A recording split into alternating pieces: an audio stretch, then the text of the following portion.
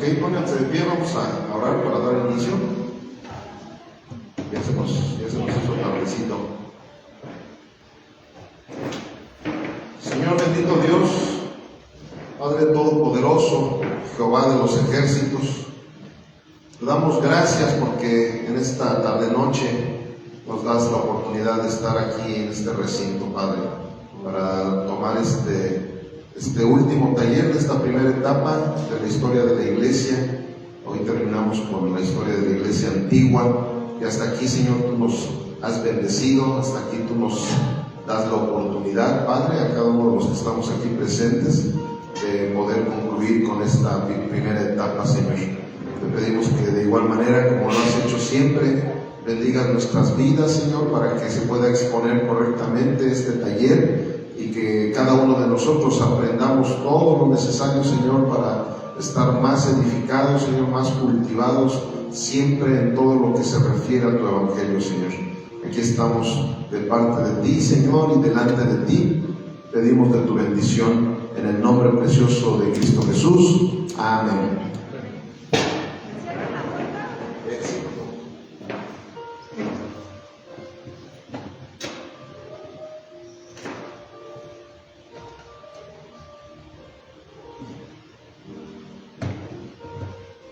Ok, familia. Bueno, pues comenzamos recordando los periodos de la iglesia antigua que hemos estado viendo todas estas semanas. Recuerden que en el siglo I fue el periodo de la expansión, del siglo II al III la supervivencia, del siglo IV al VI la supremacía, que es con lo que estamos ahorita ya concluyendo con este taller el día de hoy. Estamos concluyendo ya esta etapa, ya estamos concluyendo la iglesia la historia de la iglesia antigua, y el capítulo del día de hoy, que es el número 14, tiene por nombre Observaciones finales del periodo de la supremacía de la iglesia antigua. Eso es lo que vamos a ver el día de hoy.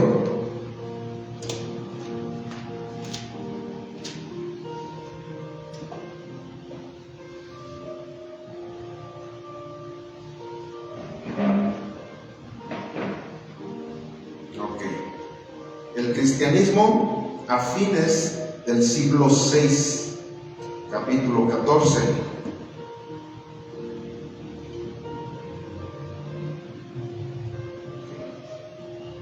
Bueno, en la iglesia antigua haremos un recuento de los principales concilios ecuménicos de esa etapa, el progreso misionero de sus últimos 3 siglos y algunas observaciones adicionales.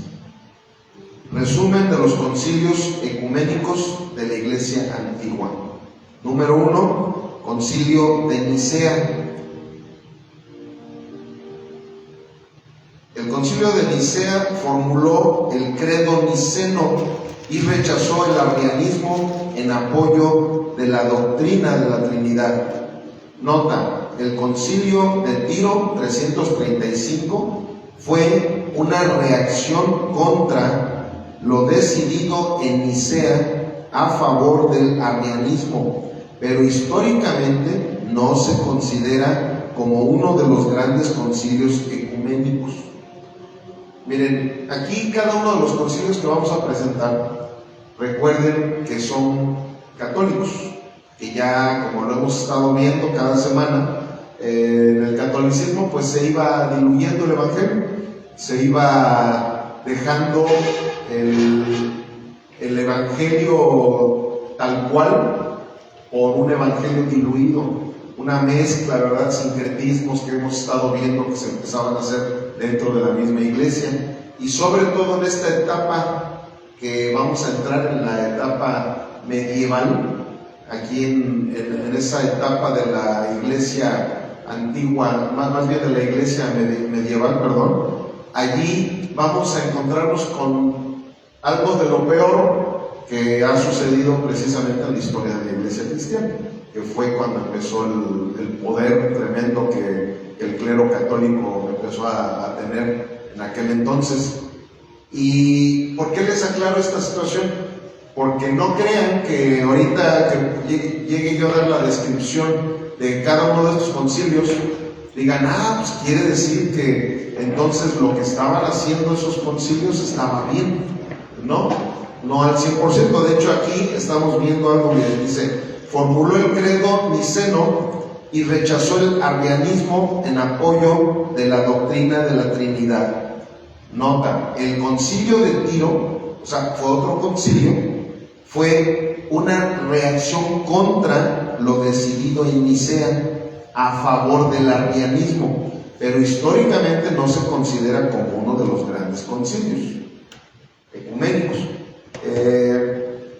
El concilio de Nicea, en esos momentos era un concilio que, a final de cuentas, como estaba apenas iniciando el catolicismo, tenía una doctrina pura, por así decirlo. Es más, de hecho, ese concilio fue el que inició con el canon de la Biblia.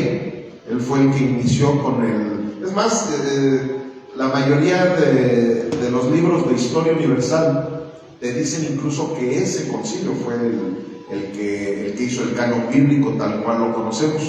Tanto el que el católico está usando como el que se usa en la Reina Valera 1960.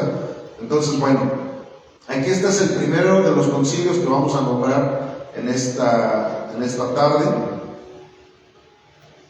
El número 2 es el concilio de Constantinopla, el primer concilio de Constantinopla, porque hubo dos, ahorita vamos a ver el que sigue. Ese fue en el año 381, ese fue el primer concilio de Constantinopla.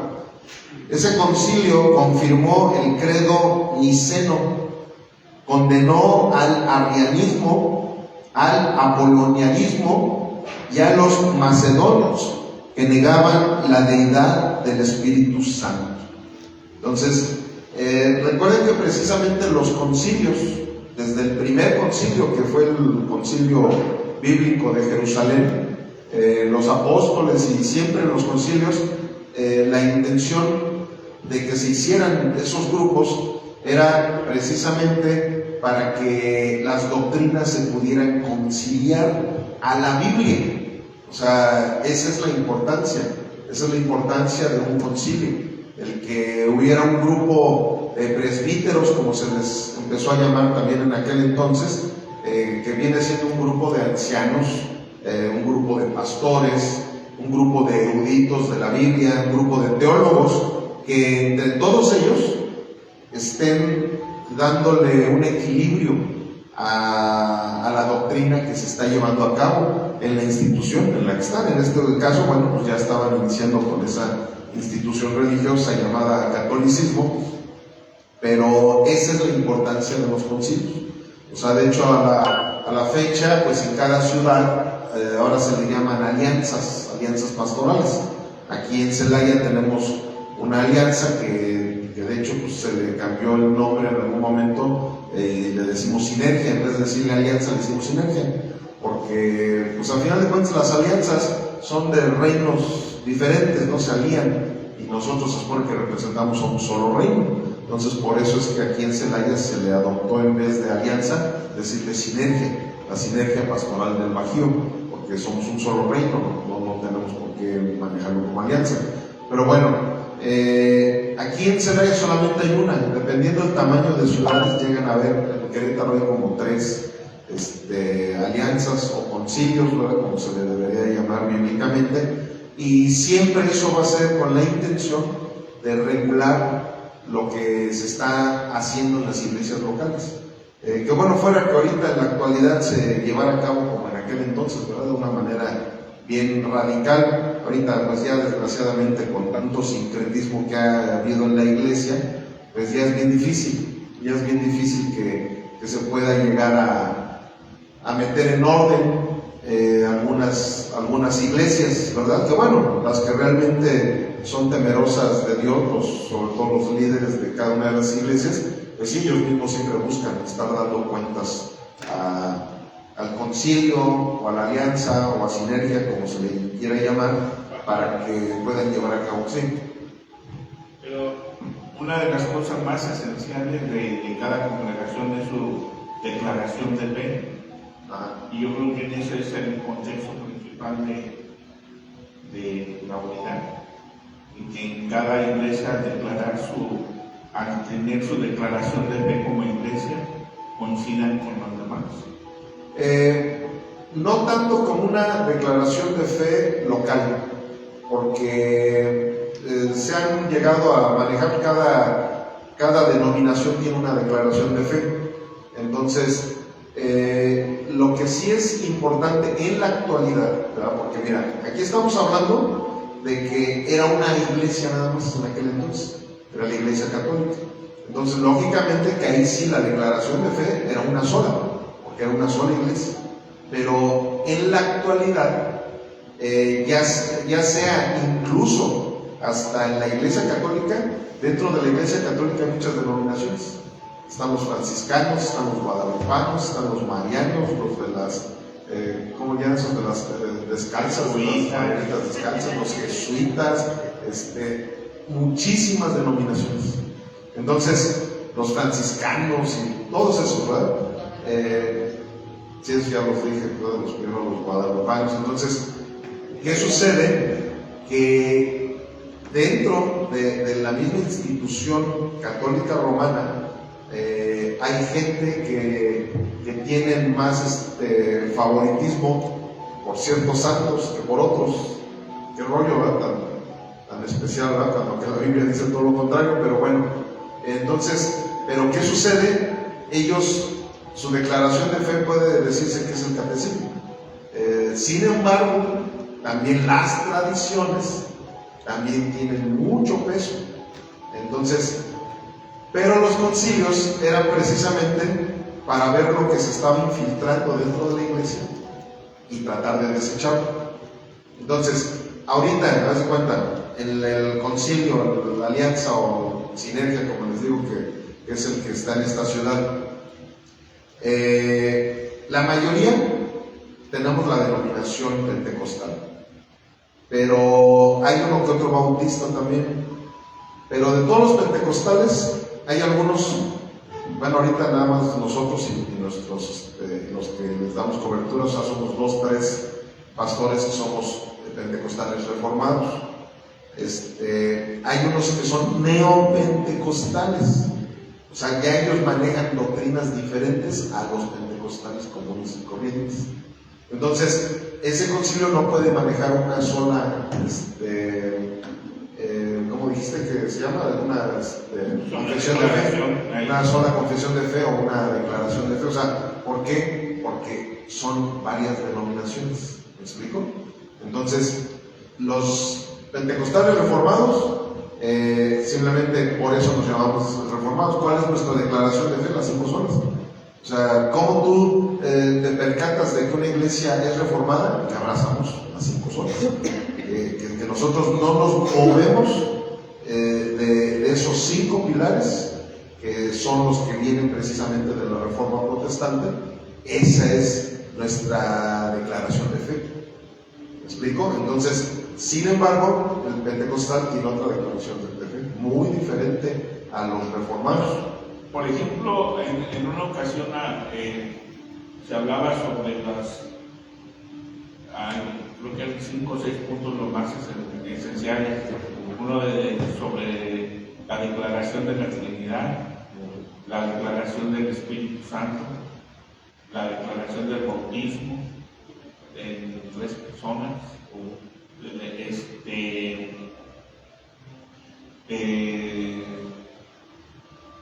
sobre la venida de Jesucristo,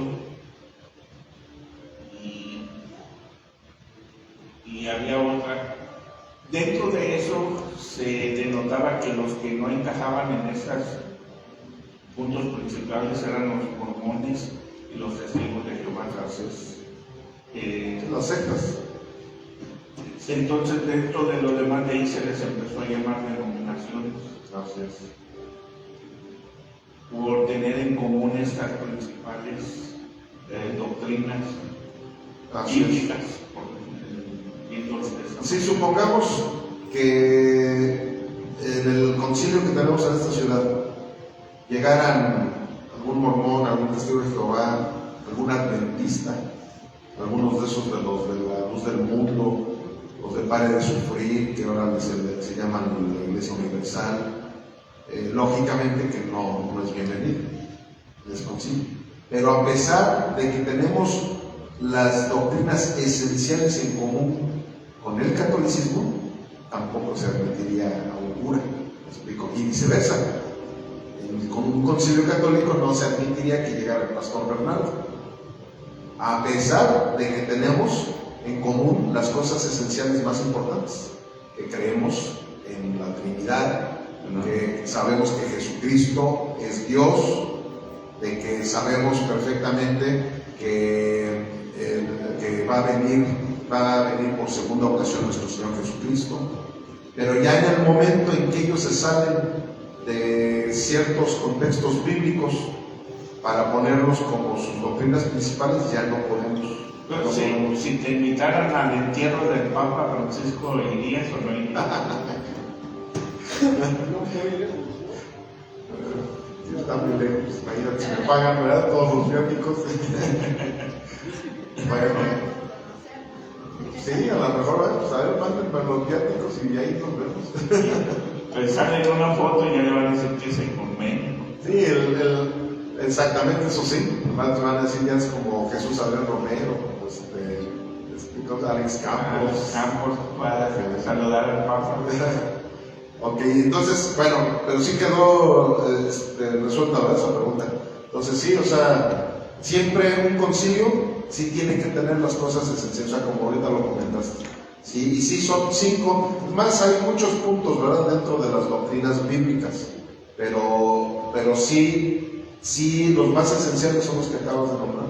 O sea, si alguien cree eso mismo, bueno, pues al final de cuentas sabemos que tienen la oportunidad de ser salvos. Cuando alguien con una de esas que no crean, que piensen que Dios no es trino, ya con eso ya no tienen la oportunidad de la salvación. Si ellos piensan que Jesús no va a regresar, ya no son parte del gremio del reino de los cielos. Entonces sí, en ese aspecto sí tienes toda la razón, pero sí entendamos esa parte.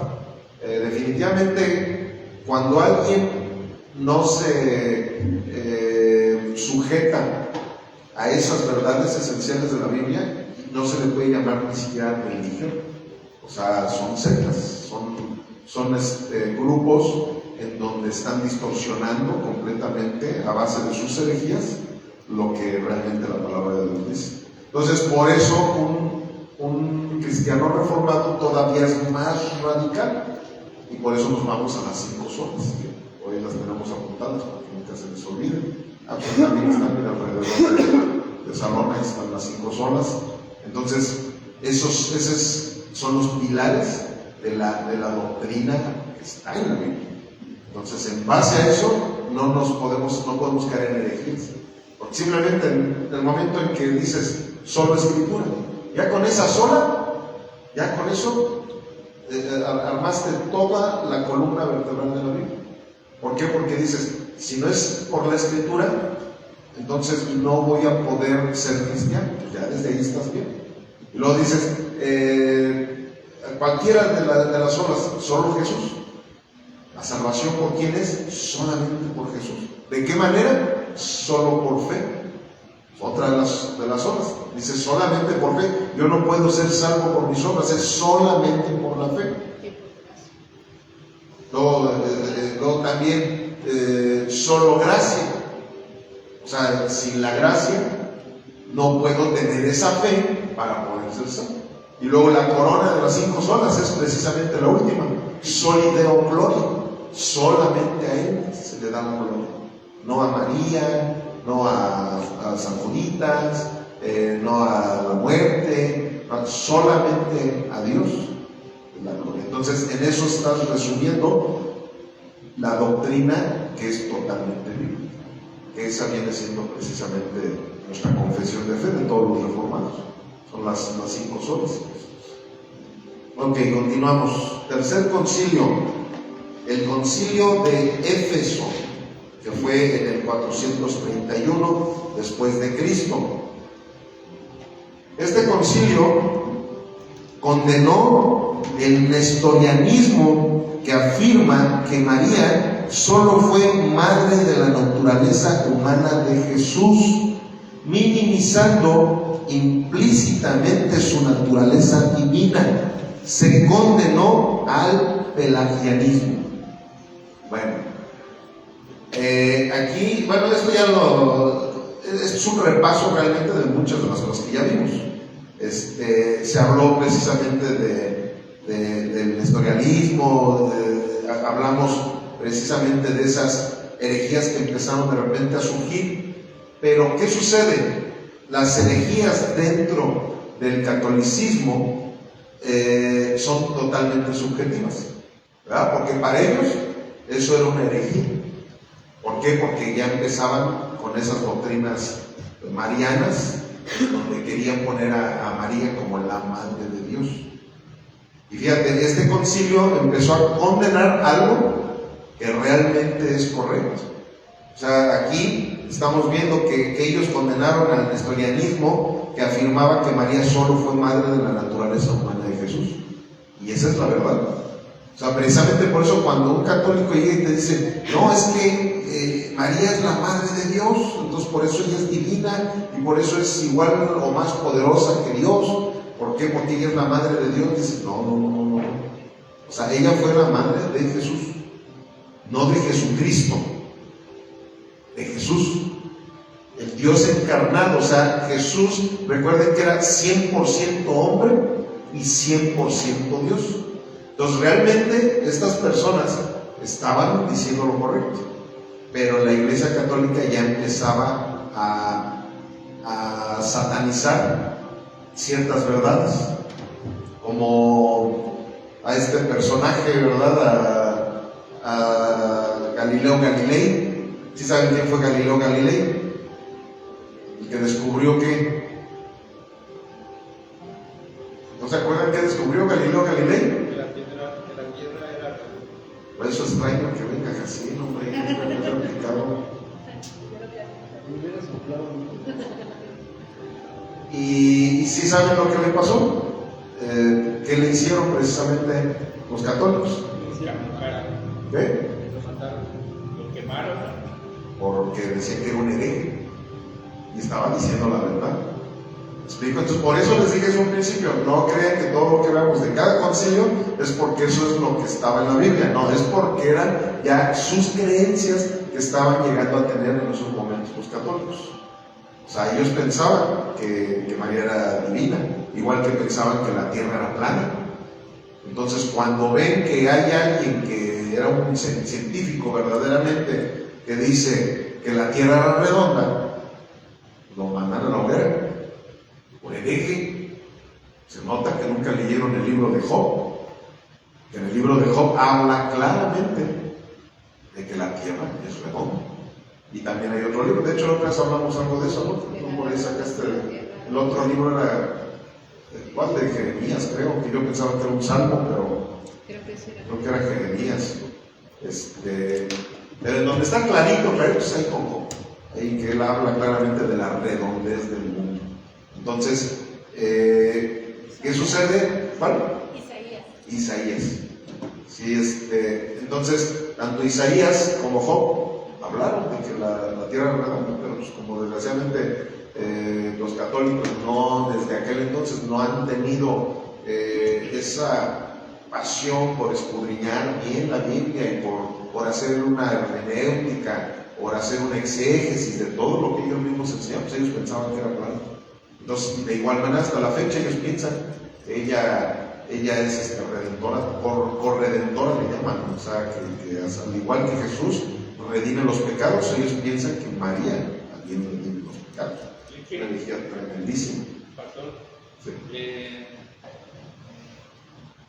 Que la Biblia o el Nuevo Testamento apruebe darle muerte a una persona, aún por hereje que sea, creo que no lo respalda. Sí, no, claro que no. No, el hecho de que la Iglesia Católica ya se adjudicara asesinar personas En el nombre de Dios. pareciéndoles que era lo que tenían que hacer, es algo demoníaco, es algo fuera del orden de Dios. Porque pues ni aún Jesús, que fue ultrajado, fue vituperado, dice, pero Padre, perdónanos porque no saben lo que hacen. Así es.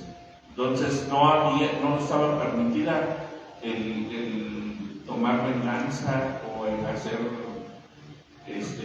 mal, sino desde un inicio si se hubiera hecho una guerra. Sí, pues sí. Todos fueron asesinatos tremendos. Y lo peor del caso es que heréticamente ingresan en el nombre de Dios a hacer todos esos asesinatos. Sí, porque la Biblia no prohíbe que mates en defensa propia. O sea, porque eso también es un tema bien especial, porque hay veces que dicen, no, es que, ¿cómo puede ser posible que Dios dijo en sus mandamientos, no matarás? Y porque Él mismo mandaba al rey David, porque mandaba al rey Saúl a que cometiera, bueno, es que son cosas muy diferentes. Es como han habido tantas, simplemente Estados Unidos, que es uno de los países más, bueno, más bien es el país más cristiano, porque muchos quieran adjudicar ese nombre, pero la verdad es que Estados Unidos se le ha ganado a todos los países ya como cristiano, y ellos, sabemos que políticamente hablando, bueno, han habido muchas cosas bien feas que han hecho, pero en sus inicios de todas las batallas y todo lo que ellos tenían, ellos siempre andaban con la Biblia en la mano y se defendían, conquistaban esto, lo otro, aquello, pero eso es muy diferente al asesinato. O sea, el ya llegar y, porque dices que la tierra es plana y te voy a llevar, eso es un asesinato. Porque dices que tienes visiones, como lo que le pasó a Juana de Arco. Juana de Arco era cristiana, fíjense, y ella tenía ciertos dones proféticos y venían visiones a su vida y ella las comentaba, las visiones, y eran profecías que sí se llevaban a cabo. Decían, esta es bruja, y así fue como la mataron también a Juana de Arco. Sí, ellos tomaban las armas de una manera totalmente herética, de una manera en la cual sí no se puede justificar por nada del mundo. En una guerra, cosas así, bueno, una familia que de repente llegan, hay unos malvados a querer violar a las mujeres y sale el padre de la familia, sale con escopeta y mata a esos malvados. Eso no es asesinato. Eso es más, hasta en las leyes, o sea, tú apelas, ¿verdad? Fue defensa propia, ¿no? Eso es bien diferente. Y ahorita lo quise aclarar porque luego me han preguntado mucho de esa parte. Bueno, ¿y qué pasa con aquellos que han matado en defensa propia, o los policías, ¿verdad? O los soldados, que pues, ellos es su trabajo, ¿no? No, eso es bien diferente, eso no es asesinato. O sea, eso no es asesinato. Asesinato es cuando tú tomas la vida de alguien sin deberla ni temerla. ¿Me explico? O sea, cuando tú tomas la vida de alguien sin que haya sido una defensa, sin que haya sido parte de un ejercicio bélico o cosas así por el estilo. Entonces, sí, bueno, miren, aquí en este seminario, pues aunque no queramos, se tiene que hablar muy mal de todo lo que sucedió en la historia de la iglesia, ¿verdad? Porque pues ahora sí que ellos se sienten muy orgullosos, pero pues sí, la mayor parte de los 1300, 1400 primeros años de la iglesia cristiana, pues, la protagonizaron ellos, la protagonizaron y de una muy mala manera. Simplemente ahorita estamos terminando con la historia de la iglesia antigua, hemos visto ya muchas cosas heréticas. Imagínense todo lo que vamos a ver en la época medieval. Hombre, vamos a ver unas cosas, pero que pues ahí es donde va a empezar a entrar la Inquisición y muchas cosas de esas. Ok, vamos al cuarto concilio. El concilio de Calcedonia, en el año 451 después de Cristo. Este concilio condenó el monofisismo, ya lo vimos de hecho la semana pasada o antepasada, no me acuerdo viendo sobre esto, de Eutiques, que afirmaba que Cristo tuvo una sola naturaleza. O sea, es parecido a lo que ahora conocemos como los unitarios, ¿verdad? Que no ven a como que fue nada más uno solo. Y ahorita hay muchas sectas de esas que confunden así como si fueran cristianas, pero no son cristianos. Los unitarios no son cristianos. Y se los voy diciendo con sus doctrinas.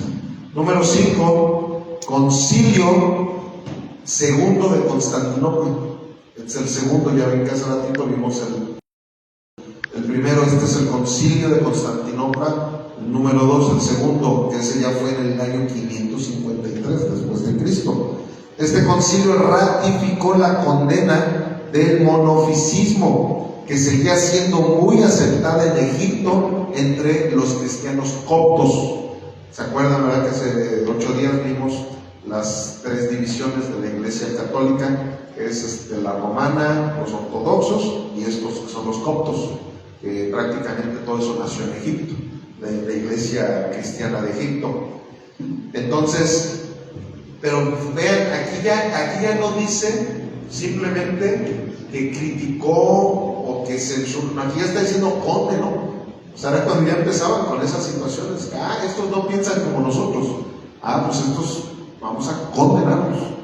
Y empezaban por una condenación verbal y después continuaron con una condenación física, de que los encarcelaban, los torturaban y tantas cosas.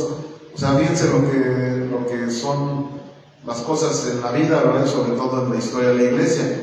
A un principio nació la iglesia siendo perseguida y luego, ahora la iglesia era la perseguidora. La iglesia era la que perseguía a sus supuestos herejes y los llevaba a la hoguera. Dicen que eran peores que hasta los de la persecución en el primer siglo de la iglesia. Ya ven todo ese feo que vimos, ¿verdad? Cuando que los echaban a la Coliseo romana, que les aventaban los leones. Bueno, pues se dice que en la Inquisición hicieron cosas peores a lo que llegaron a hacer ahí en la Coliseo romana. Porque ahí en la Coliseo romana, como quiera que sea, les soltaban los leones, ¡pum!, los mataban. Y en la Inquisición, es más, hay un museo allá en la Ciudad de México. Bueno, hay varios museos de la Inquisición, no nada más en la Ciudad de México. Pero en alguna ocasión fuimos a uno de esos, no me acuerdo si fue en la Ciudad de México, visitamos un museo de la Inquisición y ahí ves todos los aparatos que usaban para la tortura, unos aparatos en donde dices, Dios mío, ¿cómo puede ser posible que estos locos pensaran que eso venía de parte de Dios? Las cosas terribles. Ok, esos 5 fueron los concilios que abordamos ya en esta parte. Ahora vamos al progreso misionero durante los últimos 3 siglos de la iglesia antigua. El número 1 fue el de Ulfilas, del 311 al 388 después de Cristo. Él fue un convertido al cristianismo arriano. O sea, fíjense, él era católico, o sea, cristiano. Sin embargo, vimos que el Concilio de Nicea había censurado el arrianismo. Sin embargo, ahí empezaba el sincretismo dentro de la Iglesia Católica. Él era arriano. Cuando el primer concilio ya de la Iglesia Católica, censura el arrianismo, lo condena, eso, lo otro, y este personaje, que fue de los primeros misioneros de la Iglesia Católica, él era arriano. Dice, y llegó a ser obispo estando en Nicomedia. Fue como misionero a las tribus de los ostrogodos al norte de Italia y de los visigodos, el sur de Francia y norte de España, logrando la conversión de muchos.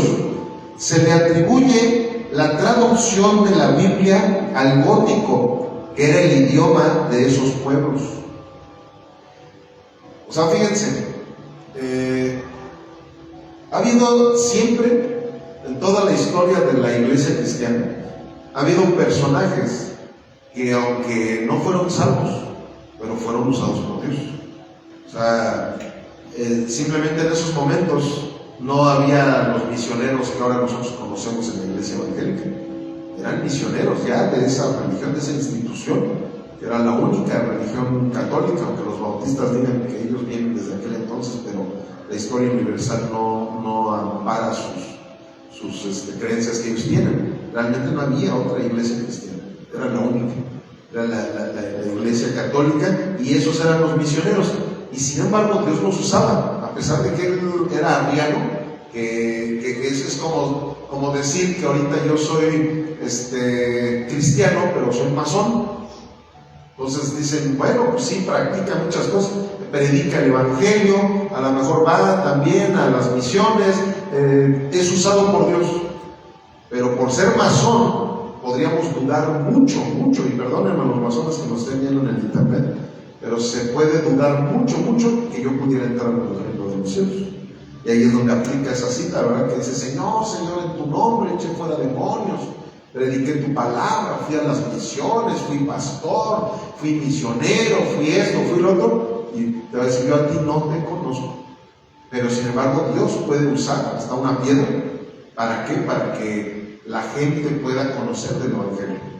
Entonces, más nosotros tuvimos una experiencia, así hubo una persona cuando iniciamos en el cristianismo que fue muy usado por Dios para que nosotros conociéramos muchas cosas de la palabra, nos sirvió, y sin embargo él anda ahorita en el mundo a todo lo que da. Pero él fue muy usado, y no solamente con nosotros, muchas familias vinieron a nosotros, porque él fue muy usado como evangelista, muy usado como evangelista, y ahorita anda en el mundo, anda perdidísimo, pero Dios lo usó. Entonces, ¿esto por qué se los digo? Precisamente porque no quiero que de repente haya confusiones, de que digan, entonces se puede ser misionero y también tener prácticas arrianas, ¿verdad? Sí se puede ser misionero y no creer en la Santísima Trinidad, ¿verdad? Como se le ha denominado. Sí se puede ser misionero y no creer que Jesús regresará. Se puede, pero una cosa es que se pueda hacer eso, y otra cosa es qué cuentas tú vas a entregar para con Dios. ¿Qué cuentas le vas a entregar a Dios de la doctrina en la que tú estuviste caminando? Por eso es que la doctrina, y siempre soy muy repetitivo con la importancia de la doctrina, porque una doctrina torcida tuerce tu fe también, y esa fe torcida no te va a permitir llegar al reino de los cielos. ¿Ok? Bueno, número 2, Patricio, 389 al 461, nacido en Britania, que ahora lo conocemos como Inglaterra, en un hogar cristiano. A los 16 años fue capturado y llevado como esclavo a Irlanda. 5 años después escapó y volvió a su hogar, donde se dedicó a profundizar en su fe cristiana. Después de tener una visión, decidió volver a Irlanda a predicar el evangelio, lo cual hizo con éxito. Logró establecer varias iglesias y un liderazgo local. San Patricio es el que se le conoce precisamente como el patrono de los irlandeses, y lo conocen también mucho como el santo del, ¿cómo le dicen? Del trébol, el santo del trébol también le llaman algunos teólogos. Y bueno, fue también un misionero que tuvo mucho éxito, como aquí lo estamos viendo, fue muy usado por Dios. Y el número 3 es Columba, del 521 al 597 después de Cristo. Nació en Irlanda y se convirtió en cristiano en una fecha desconocida. Llegó a ser sacerdote y en 563 viajó a Escocia para predicar a Cristo. Le fue concedido establecerse en la isla de Lona, donde fundó un monasterio que llegó a ser un centro misionero para alcanzar las tribus escocesas de los pictos. Escribió al menos 300 libros y se le recuerda como un heroico evangelista, y se le atribuyen proezas en el nombre de Dios entre los paganos.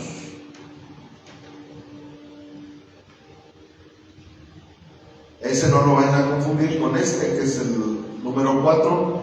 Este es Columbano, el otro era Columba.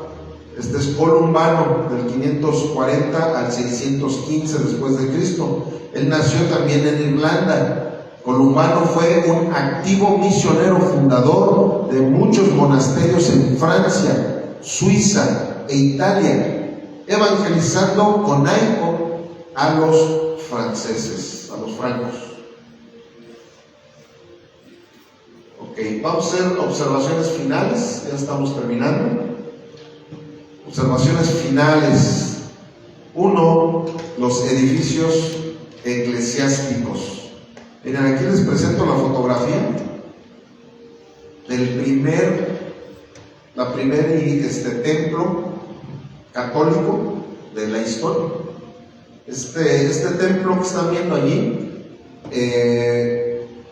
estaba en Italia, ahí en Roma, y después fue demolido, precisamente por cuestiones ahí religiosas, ahí de los papas y todo eso, no sé qué rollo traían, precisamente para no evidenciar algunas cosas con las cuales empezaron a iniciar con mucho mal gasto de la iglesia, del clero, y hubo ahí unas situaciones políticas, ya después lo destruí, pero ahí está, es la fotografía del primer edificio eclesiástico registrado en la historia de la iglesia cristiana. El cristianismo, al ser legalizado, comenzó a adquirir terrenos, a conseguir riquezas y a construir templos y catedrales. Algunas veces sus edificios fueron construidos intencionalmente sobre sitios que anteriormente habían sido santuarios paganos. O sea, empezaron desde ahí con su sincretismo. O sea, no creen que lo hacían así como una afrenta, ¿no?, al diablo. No, lo hacían precisamente porque el catolicismo siempre se ha guiado por superstición. Entonces ellos decían, bueno, si aquí había un templo pagano en donde idolatraban al dios de Zeus o a Tron o a no sé qué dioses, pues entonces aquí se mueve un ambiente espiritual.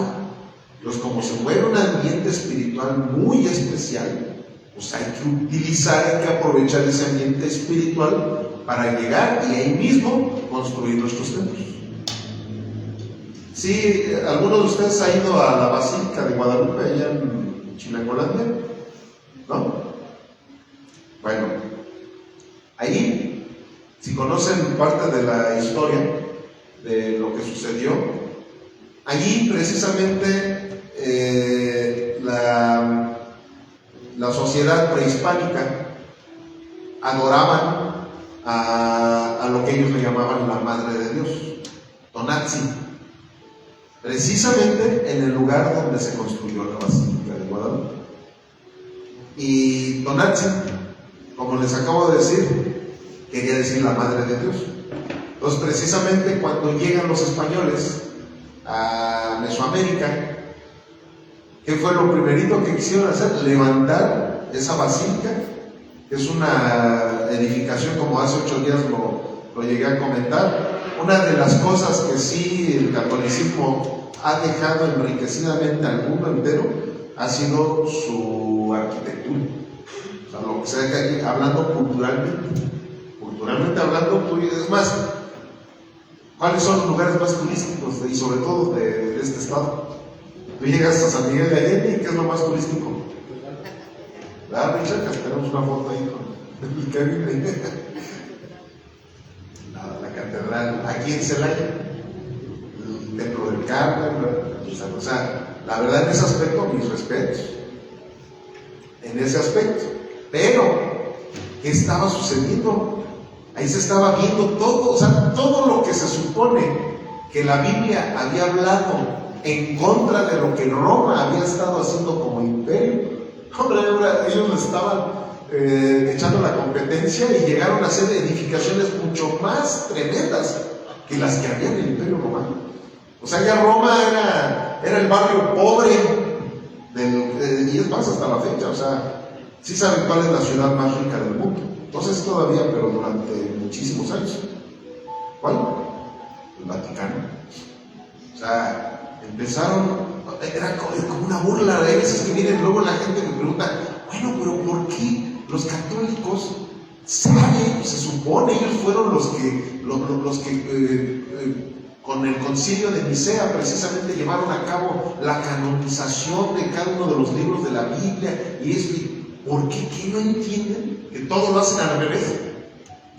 No, es que eso son cosas espirituales, son cosas bien tremendas, son cosas espirituales. O sea, imagínense simplemente esos pensamientos que ellos tenían, de que, bueno, aquí se adoraba a Satanás, pues aquí vamos a edificar un templo. ¿Para qué? Pues para que de esa manera se combinen las situaciones espirituales y podamos tener más éxito, ¿verdad?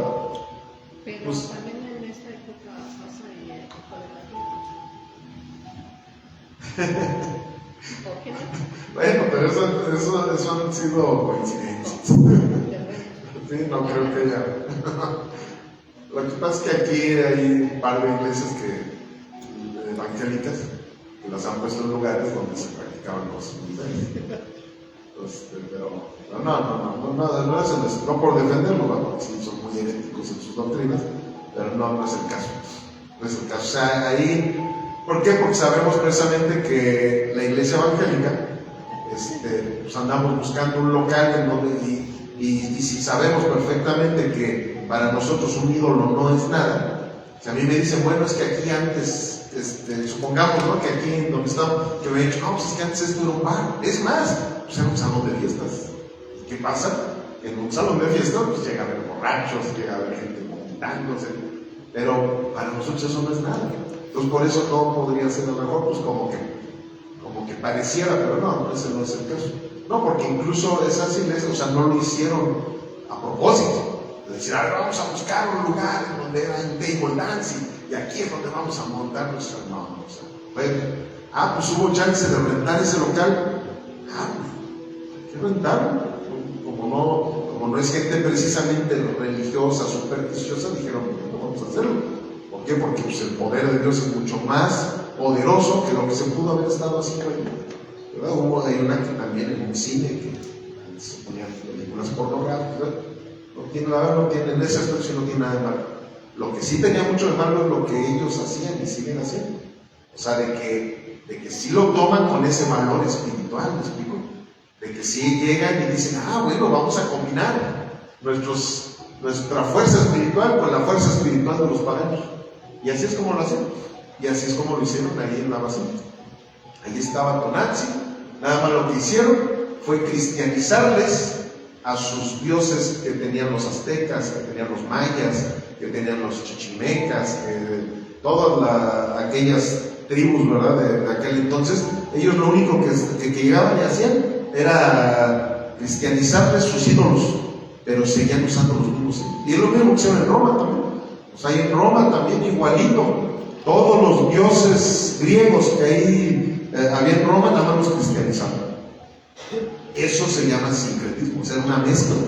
Es una mezcla de las creencias paganas con la mezcla de las creencias bíblicas, ¿verdad? Entre comillas bíblicas. Pero más que nada eran pues ya sus conceptos religiosos que ellos tenían. Ok, otra parte de las observaciones finales, como número 2, es el calendario. Un nuevo calendario. Ahí el que le estoy poniendo ahí es Dionisio. Dionisio el Exiguo, del 460 al 544. Fue un monje y erudito matemático nacido en la región de la actual Rumania. Él diseñó un nuevo sistema de fechado más exacto que el anterior, que el calendario juliano, para datar fecha del nacimiento y de la muerte del Señor Jesucristo. Posteriormente se descubrió que falló en algunos años. Aún así, su trabajo sirvió de base para el moderno calendario gregoriano para fechar los eventos. Entonces, eso fue parte precisamente de las de lo que se estaba sucediendo a finales ya de ese siglo, a finales de la iglesia antigua. Eso es parte de lo que se estaba viviendo. Como número 3, el progreso del cristianismo para el fin de esta etapa. Al acercarse el año 600 después de Cristo, el 24% de la población mundial ya era cristiana. De ellos, 59% eran de piel morena y 41% de tez blanca. La Biblia había sido traducida a 14 idiomas y más de 2.700.000 cristianos habían muerto como mártires. O sea, ya había sucedido esa transformación del mundo antiguo gracias al cristianismo. El cristianismo llegó a ser una revolución tremenda que se hizo en el mundo antiguo. Y todo fue gracias precisamente a ese único personaje que, aunque muchos lo han querido desconocer como tal, pero ha sido el único que dividió la historia de la humanidad en dos partes, ¿verdad? Porque precisamente vemos que es el antes de Cristo y después de Cristo.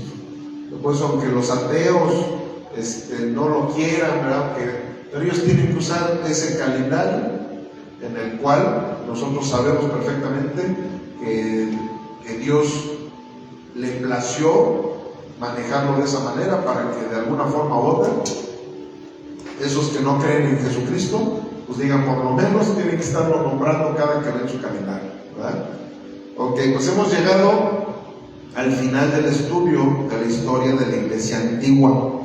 Solo nos resta la conclusión. Vamos a la conclusión. De hecho, esta conclusión abarca el capítulo 15. Capítulo 15, conclusión. En este curso hemos conocido la manera en que la iglesia se expandió durante los primeros 6 siglos de su historia. Las persecuciones, lejos de lograr extinguirlas, la purificaron y multiplicaron. Sangre de cristianos, semilla de cristianos. Eso llegó a ser un lema popular al final del tercer siglo. ¿Sí se lo grabaron? Sangre de cristianos, semilla de cristianos.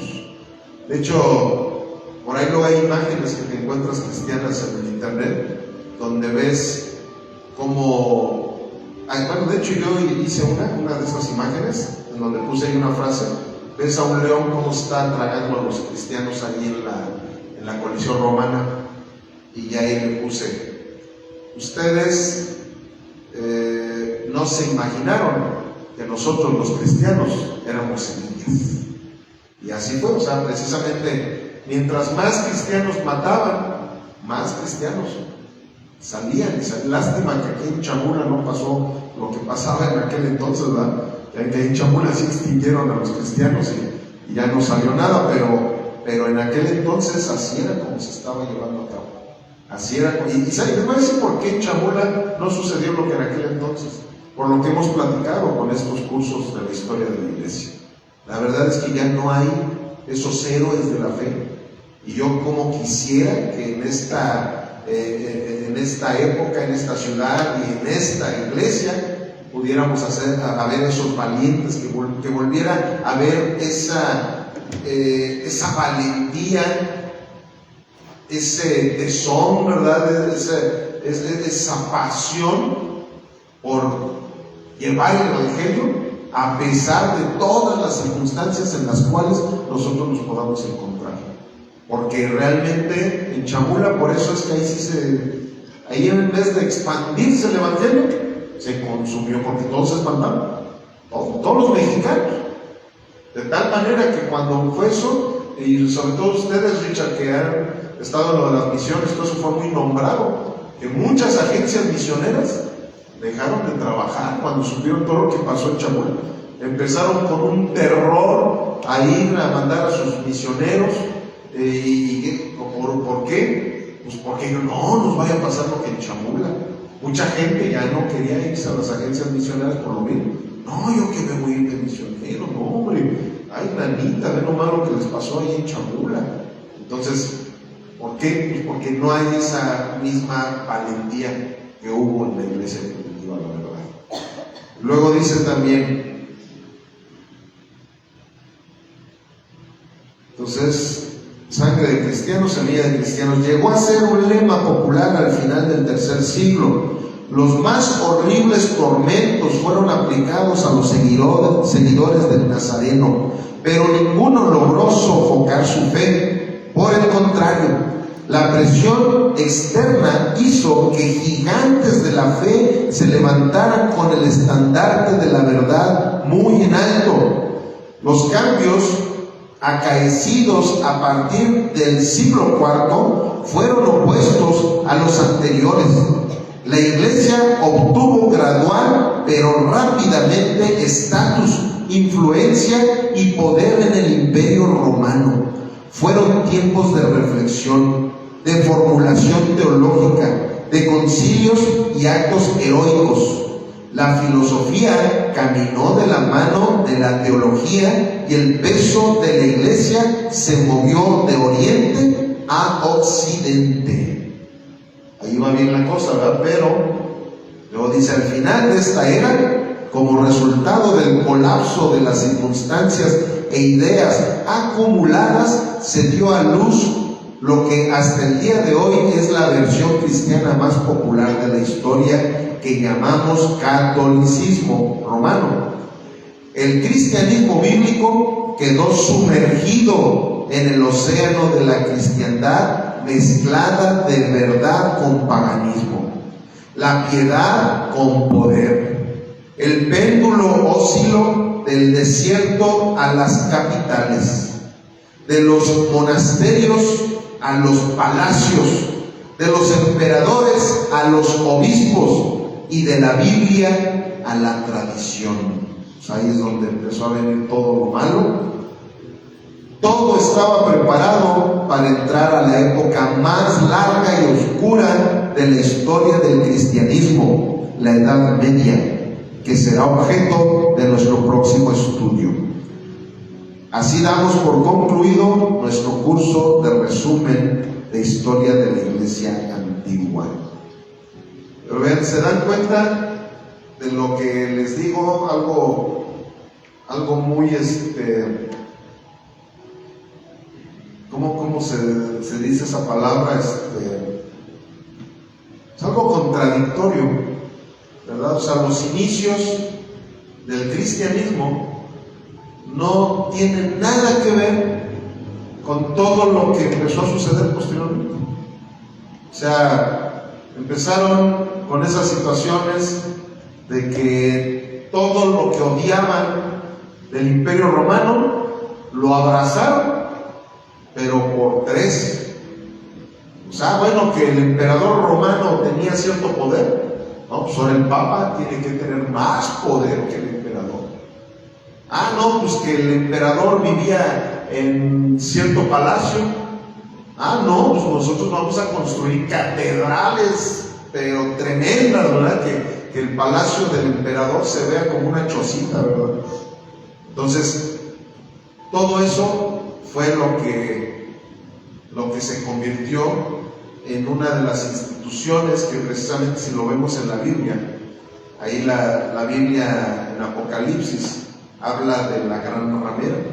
Por eso es que muchos teólogos han coincidido en decir que esa institución es la llamada gran ramera al final de la Biblia, ¿verdad?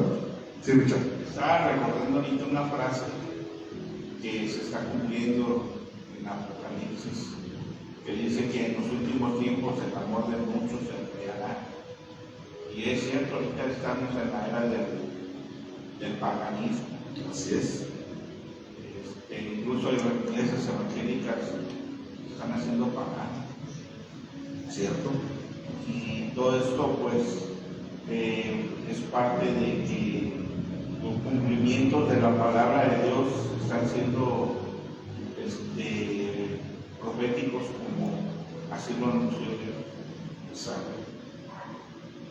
Y ahora pues la iglesia católica no es la que antes era la inquisidora, pero es bien pagana. Sí, desafortunadamente, como muchas veces lo he dicho, incluso en las predicaciones dominicales o en algunas de las enseñanzas, que en la iglesia evangélica han surgido tantas corrientes doctrinales que ya rebasaron las herejías incluso del mismo catolicismo. Y ahí se está cumpliendo todo eso que la palabra de Dios nos ha dicho. El amor de muchos se enfriará. Y efectivamente, o sea, tú dices, pues, ¿cómo puede ser posible que no les importa que estén pasando por encima de lo que la palabra de Dios dice? Cuando que, como la otra vez lo comenté, la misma Biblia dice que cada que nos paramos en un púlpito, estamos hablando de parte de Dios, pero también delante de Dios. O sea, en el momento en que alguien se atreve a estar distorsionando el mensaje del Evangelio, está cayendo en las herejías más grandes. Porque hasta es una burla, es una afrenta que se le hace a Dios, porque Dios está presente. Ahorita está presente, Él está viendo todo lo que yo estoy hablando de su amada iglesia. Él está viendo realmente qué es lo que yo opino sobre la Biblia, qué es lo que yo opino sobre las herejías. ¿Me explico? Entonces, pues sí, desgraciadamente se está cumpliendo algo que está escrito. Y pues si está escrito, bueno, pues Dios sabe por qué, ¿verdad? Miren, aquí hay una gráfica que se las mandé ahí al grupo. Ahí si se alcanzan a ver, es que está muy bonito, por eso se los mandé al grupo, ahí para que lo metan en sus apuntes, porque esa gráfica les puede servir mucho para el examen final que vamos a tener. Y bueno, ahí está la gráfica, y bueno, ahora sí, ya con esto terminamos recordando las palabras de nuestro Señor Jesucristo, sobre todo la segunda parte de Mateo 16-18, que dice: y yo también te digo que tú eres Pedro. Y aquí está la importancia precisamente de esta cita, y que fue algo totalmente profético que nuestro Señor Jesucristo le dijo a Pedro. Y sobre esta roca, o sea, sobre esa verdad de que Jesús es el Cristo, el Hijo del Dios viviente, edificaré mi iglesia, y las puertas del Hades no prevalecerán contra ella. Y dicho y hecho. O sea, Satanás no ha podido hacerle ni cosquillas a la iglesia. ¿Verdad? Porque ahorita estamos hablando de situaciones que han estado pasando, pero que ya estaban también predecidas por nuestro Señor Jesucristo. O sea, a nuestro Dios no se le salió nada de control. O sea, cuando nosotros vemos esas herejías que se están predicando ahorita en muchos púlpitos, cuando vemos todas las herejías que cada papa venía y metía ahí en todas las tradiciones, en sus catecismos, cada herejía, no creen que decía Dios: ¡ay, híjole, esto se me salió de las manos! ¡Ay, híjole, no me imaginé que esto iba a suceder! ¡Ay, qué dolor! No, Él todo lo dijo desde un principio. Y van a venir fulanitos y van a hacer esto, van a venir sultanitas y van a hacer lo otro, y van a venir aquellos, y los corazones se enfriarán, y las herejías, y van a haber falsos profetas, y van a haber falsos maestros, van a haber falsos pastores, falsos creyentes. Todo el Señor lo dijo. Y la maldad se acrecentará, también decía el Señor. Entonces, pero su iglesia, su remanente escogido, y espero que aquí estemos parte de ese remanente escogido, prevalece. O sea, las puertas del infierno no van a podernos hacer ni cosquillas. No lo han hecho. Por más que la institución, el mismo catolicismo, quiso desaparecer las Biblias. Y no solamente ellos. Muchas sectas precisamente diabólicas han buscado la manera de desaparecer la palabra de Dios. Y ahora hasta en nuestros celulares podemos tener todas las versiones de las Biblias que queramos. Prevalecerá. Entonces eso es lo más importante, y con esto terminamos este segmento de la historia de la iglesia. Y yo también te digo que tú eres Pedro, y sobre esta roca edificaré mi iglesia, y las puertas del Hades no prevalecerán contra ella. Y aquí lo estamos viendo. Nosotros estamos haciendo todavía la historia de la iglesia.